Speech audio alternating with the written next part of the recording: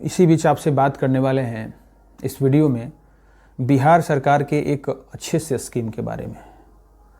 ये स्कीम उन युवा बेरोजगारों के लिए है जो ग्रेजुएशन पास करके बैठे हुए हैं बिहार में, मतलब वो बिहार के निवासी होने चाहिए। तो बिहार के निवासी बच्चों के लिए जो ग्रेजुएट पास हैं, चाहे वो पुरुष कैंडिडेट हों, महिला कैंडिडेट हों, उन सभी के लिए ये स्कीम लाया गया है बिहार गवर्नमेंट के लिए। हर कैंडिडेट को, मतलब चयनित कैंडिडेट को 9,000 रुपये एक मुश्त राशि दी जाएगी बिहार गवर्नमेंट के द्वारा। हर मंथ आपके खाते में डायरेक्ट बेनिफिट ट्रांसफ़र यानी डीबीटी के माध्यम से चली जाएगी। तो उसी योजना के बारे में हम इस पूरे वीडियो में बात करेंगे और बात करेंगे कि आखिर किन किन बच्चों को ये राशि दी जाएगी। चूँकि सभी को तो दी नहीं जाएगी, तो किन किन बच्चों को ये राशि दी जाएगी, चयन करने का जो मापदंड क्या है, कैसे आपको आवेदन करना है, पात्रता क्या होंगी, ये सारी चीज़ें हम इस वीडियो में जानेंगे। लेकिन इससे पहले आप मेरे चैनल को सब्सक्राइब कर दें और उन दोस्तों को भी शेयर कर दें जो या तो बिहार में ग्रेजुएट पास करके रह रहे हैं या बिहार के बाहर भी कहीं पे रोज़गार कर रहे हैं और उस रोज़गार से वो सेटिस्फाइड नहीं है। तो उन बच्चों के पास भी ये आप अपने दोस्तों के पास ये वीडियो ज़रूर शेयर करें, क्योंकि हो सकता है कि वो मेरे सब्सक्राइबर ना हो और इस योजना के बारे में उन तक जानकारी ही नहीं पहुँचे और बाद में उनको रिग्रेट हो, मतलब पछतावा हो कि मैंने इस योजना में अप्लाई ही नहीं किया, अफसोस हो गया। तो उन दोस्तों के पास आप ज़रूर शेयर करेंगे ताकि वे भी इस योजना का हिस्सा बन सकें। तो चलिए हम फटाफट इस और एक रिक्वेस्ट आपसे और भी करेंगे कि आप इस वीडियो को पूरा देखेंगे, स्किप नहीं करेंगे बीच में और फॉरवर्ड करके नहीं देखेंगे, क्योंकि फॉरवर्ड करने से क्या होता है ना कि बीच की जानकारी थोड़ी सी मिस हो जाती है और उस जानकारी के अभाव में आपका आवेदन निरस्त हो जाता है। इसीलिए आप मेरे इस वीडियो को पूरा देखेंगे, स्किप नहीं करेंगे और फॉरवर्ड नहीं करेंगे, पूरा ध्यान से देखेंगे। समझ में आएगा तो आवेदन कीजिएगा, नहीं पसंद आएगा तो आवेदन नहीं करना है, ऐसा कोई ये नहीं है। लेकिन बहुत ही लाभप्रद और प्रभावशाली योजना है बिहार गवर्नमेंट का। तो चलिए हम सबसे पहले बात कर लेते हैं कि आखिर ये योजना है क्या। तो देखिए, आपको इस योजना का लाभ लेने के लिए इसमें इस स्कीम के तहत आपको आवेदन करना पड़ेगा। आवेदन करने के उपरांत क्या होगा कि आपका चयन जब हो जाता है तो आपको एक प्रशिक्षण दिया जाएगा, कौशल विकास का प्रशिक्षण, यानी जिसको अंग्रेजी में आप बोल सकते हैं स्किल डेवलपमेंट का कोर्स प्रशिक्षण। वो प्रशिक्षण किसी भी क्षेत्र में हो सकता है कि वो कंप्यूटर के क्षेत्र में हो सकता है कि आपको लैब टेक्नीशियन के क्षेत्र में हो, कृषि के क्षेत्र में हो, पर्यटन के क्षेत्र में हो, या मतलब ITI के क्षेत्र में हो। तो किसी भी क्षेत्र में आपको प्रशिक्षण दिया जाएगा और प्रशिक्षण देने के बाद आपका चयन किया जाएगा जब उस प्रशिक्षण के लिए, तो 12 महीने का ये प्रशिक्षण होगा, 12 मंथ का।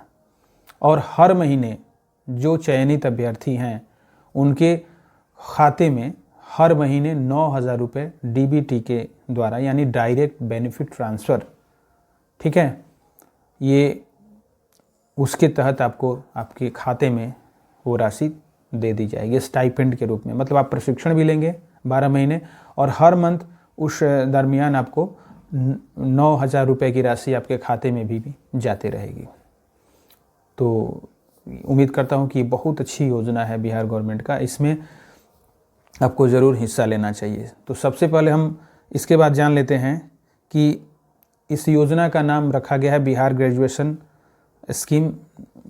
तो स्किल डेवलपमेंट योजना है बिहार गवर्नमेंट का। भी कैसे आवेदन करना है आपको मैं बता भी दूंगा इसमें, और आपको इसका उद्देश्य क्या है, मतलब आखिर बिहार गवर्नमेंट ने इस योजना को क्यों लाया।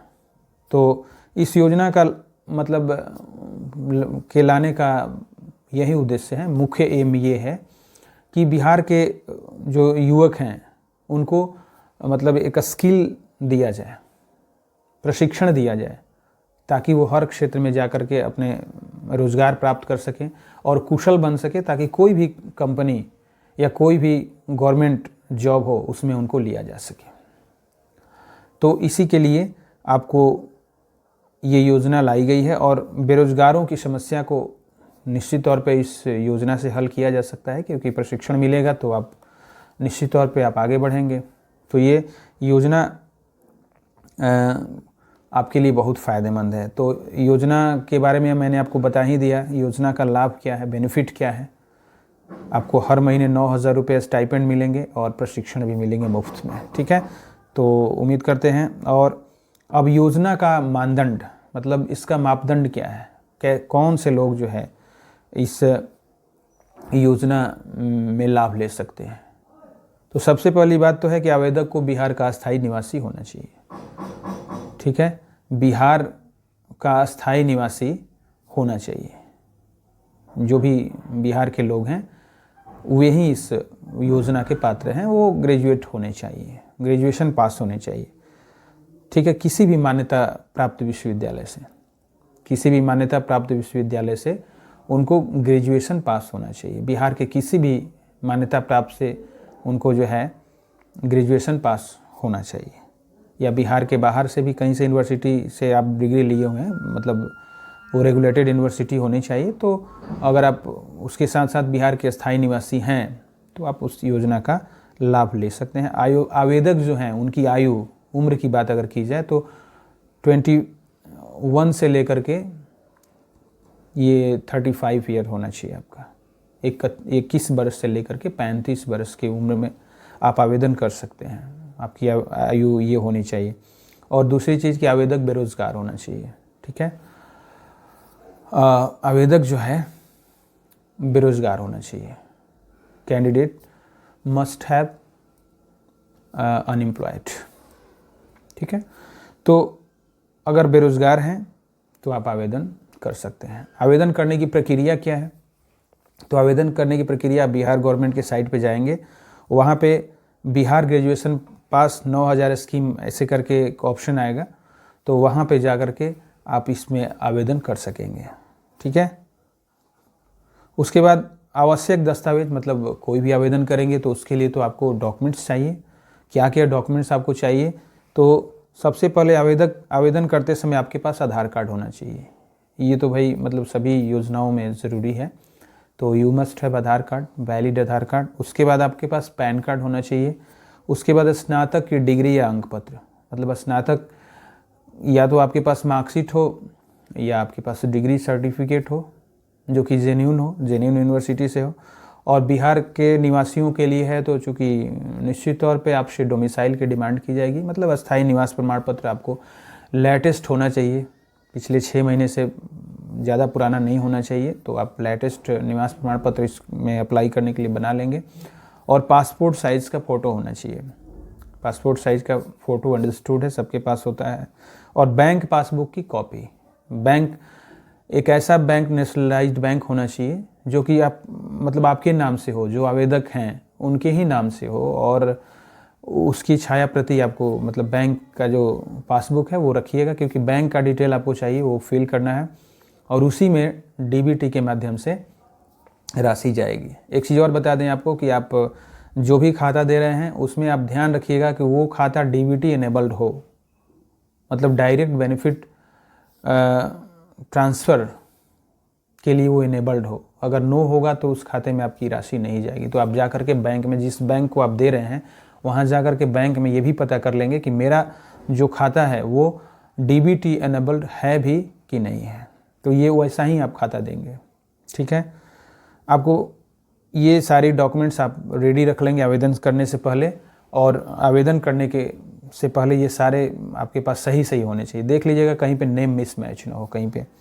उसके बाद प्रशिक्षण का क्षेत्र, मतलब आपका जब चयन हो जाएगा, जब आपका चयन बिहार गवर्नमेंट कर लेगी, सभी लोगों का चयन नहीं होगा, आपको आश्वस्त कर दें, लेकिन जो भी पात्रता है, जो मानदंड है, वो सभी अगर धारित करते हैं तो उनका चयन होगा। तो चयन होने के बाद आपको सूचना प्रौद्योगिकी, वो तो सबसे पहला स्किल आता है आईटी, मतलब इंफॉर्मेशन टेक्नोलॉजी, जिसको हिंदी में हम सूचना प्रौद्योगिकी बोलते हैं। उस क्षेत्र में आपको स्किल डेवलपमेंट का कोर्स कराया जाएगा। कृषि और संबद्ध क्षेत्र, मैंने आपको बताया भी, एग्रीकल्चर से रिलेटेड जो भी जैसे डेयरी प्रोडक्ट्स भी एग्रीकल्चर वगैरह में भी आते हैं, तो उससे रिलेटेड आपको जो भी मतलब इससे संबद्ध हैं, एग्रीकल्चर से रिलेटेड जो भी हैं स्किल डेवलपमेंट का कोर्स, नए नए जो स्किल हैं उन सभी के बारे में आपको बताया जाएगा। उसके बाद निर्माण उद्योग मतलब इंफ्रास्ट्रक्चर इंडस्ट्री के बारे में आपको बताया जाएगा। ठीक है, जो इंफ्रास्ट्रक्चर डेवलपमेंट होता है, रोड बिजली वगैरह ये सब में आप काम कर सकें, इसके लिए आपको स्किल डेवलपमेंट किया जाएगा। स्वास्थ्य सेवाएं, लैब टेक्नीशियन वगैरह जो भी मतलब आम लोगों की जीवन से जुड़ी जो भी हेल्थ से रिलेटेड सर्विसेज हैं उनके बारे में आपको जो है प्रशिक्षण दिया जाएगा। और पर्यटन और आतिथ्य, टूरिज्म और आतिथ्य मतलब हॉस्पिटलिटी, पर्यटन के क्षेत्र में और ये आतिथ्य के क्षेत्र में भी आपको, ताकि आप होटल मैनेजमेंट वगैरह से पहले ही आप स्किल आपका वो उस टाइप का हो जाए, ताकि बड़े बड़े होटलों में और जो भी टूरिज़्म रिलेटेड प्लेसेस हैं, आज के डेट में तो सभी जगह टूरिज़्म डेवलपमेंट हो रहा है, पर्यटन पे बहुत ज़्यादा ध्यान है, तो उसमें भी आपका स्किल डेवलप किया जाएगा, उसमें भी चयन होगा। उसके बाद खुदरा प्रबंधन, रिटेल मार्केटिंग आप समझ रहे हैं। ठीक है, तो रिटेल मार्केटिंग के क्षेत्र में भी आपका प्रशिक्षण दिया जाएगा। रिटेल मार्केटिंग का मतलब जो भी आप स्टोर्स वगैरह देखते हैं, मॉल्स वगैरह देखते हैं या किराना शॉप्स देखते हैं बड़े बड़े, मतलब रिटेल खुदरा विक्रेता जिसको आप बोलते हैं, तो रिटेल मार्केटिंग में भी आपको प्रशिक्षण दिया जाएगा, ताकि आप आने वाले दिनों में मतलब या अभी उसमें रोज़गार प्राप्त कर सकें। उसके बाद तो उम्मीद करते हैं कि ये जानकारी आपको बहुत अच्छी लगी होगी, और ऐसे ही जानकारियों के लिए आप मेरे चैनल को सब्सक्राइब कर देंगे और ये वीडियो काइंडली अपने दोस्तों को ज़रूर शेयर कर देंगे। नमस्कार।